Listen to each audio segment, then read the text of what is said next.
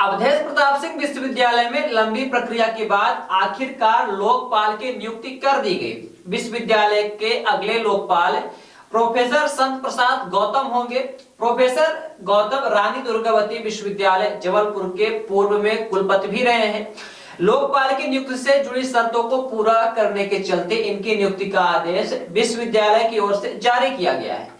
लोकपाल के लिए सेवानिवृत्त कुलपति, सेवानिवृत्त प्रोफेसर जो विभागाध्यक्ष हो, डीन हो, राज्य केंद्रीय विश्वविद्यालय, राष्ट्रीय महत्व के संस्थानों या जिला स्तर पर न्यायाधीश के रूप में 10 वर्ष तक का काम करने का अनुभव रखने वालों से आवेदन मांगा गया था। पूर्व में कुलपति सहित कई अन्य महत्वपूर्ण पदों पर काम करने के अनुभव की वजह से प्रोफेसर गौतम को चुना गया है। अवधेश प्रताप सिंह विश्वविद्यालय रीवा में लंबे समय से लोकपाल का पद खाली चल रहा था।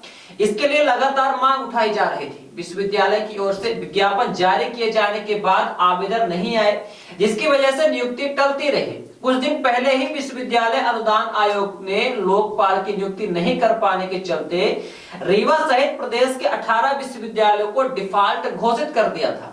हाल ही में चेतावनी दी थी कि समय पर नियुक्ति नहीं करने वाले विश्वविद्यालयों को दी जाने वाली मदद भी रोकी जाएगी। इस कारण रीवा के विश्वविद्यालय प्रबंधन ने आनन फानन में विज्ञापन जारी किया और व्यक्तिगत तौर पर भी कई पूर्व कुलपतियों से आवेदन के लिए कहा था, जिसके चलते आवेदन आया और 3 साल के लिए नियुक्ति भी कर दी गई। आपको बता दें कि विश्वविद्यालय में 19 से 21 फरवरी तक नैक का मूल्यांकन होना है। इसके लिए टीम को आना है, जिसकी तैयारियां की जा रही है। इसी बीच लोकपाल की नियुक्ति से ग्रेडिंग के लिए विश्वविद्यालय का दावा मजबूत होगा, क्योंकि लोकपाल की नियुक्ति कर छात्रों की शिकायत सुनने का उचित फोरम से जुड़े अंक भी मूल्यांकन में शामिल किए गए हैं। लोकपाल का काम छात्रों की शिकायतों का निवारण करना होता है, इसलिए नियुक्ति के बाद छात्रों को बड़ी मदद मिलेगी। अवधेश प्रताप सिंह विश्वविद्यालय में बड़ी संख्या में छात्रों से जुड़ी समस्याएं सामने आती हैं।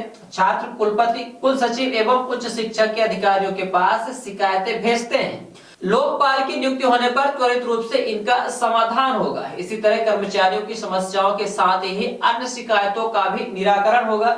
इसके पहले रीवा में लोकपाल की नियुक्ति हुई थी। वह कई महीनों के अंतराल के बाद रीवा आते थे और सामान्य मुलाकात के बाद लौट जाते थे, जबकि लोकपाल की नियुक्ति के पीछे यह मंशा यूजीसी और सरकार की है कि विश्वविद्यालय की वर्तमान व्यवस्था के कामकाज से यदि छात्र व कोई अन्य संतुष्ट नहीं होते तो उनके लिए समानांतर व्यवस्था दी जाए।